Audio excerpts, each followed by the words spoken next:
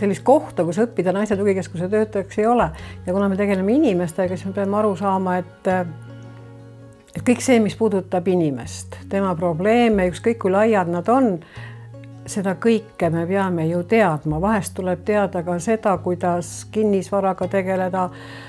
Õnn on see, et me oleme ise õppinud hästi palju ja me oleme eri valdkondade inimesed, et me peame teadma raamatupidamist, me peame teadma ettevõtlusest.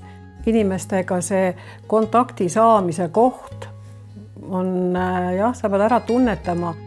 Aga muidugi laiemalt, see on niisugune kitsas asi, eks ole, aga laiemalt psühholoogiat, juriidikat, majandusõigused, vara jaotamised, need on meie klientide igapäevaelu. Ja kuna meil see rahaline ressurss on ikka üsna piiratud, ega meil ei ole palju, siis me ei saa kõiki teenuseid sisse osta, me peame palju asju ise ära õppima. Ja selleks peame kogu aeg koolituma, et me permanentselt õpime kogu aeg. Aga see hoiab meid ka elus. Ja meie koolitame ka, sest kui sul on ikkagi sellised teadmised, nagu meil on, kellel siis veel on selline pagas kogemustest. Üks asi on see, et me teame, psühholoogid teavad kõik psühholoogiat, aga kui palju on inimestel neid kogemusi, mida on meil siin.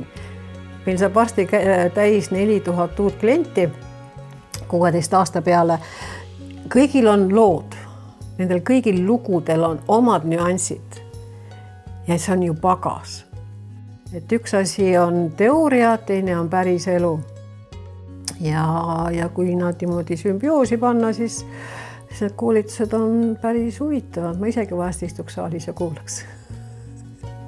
Et seda, sellist ekspertteadmist kuskilt praegu mujalt väga ei võta.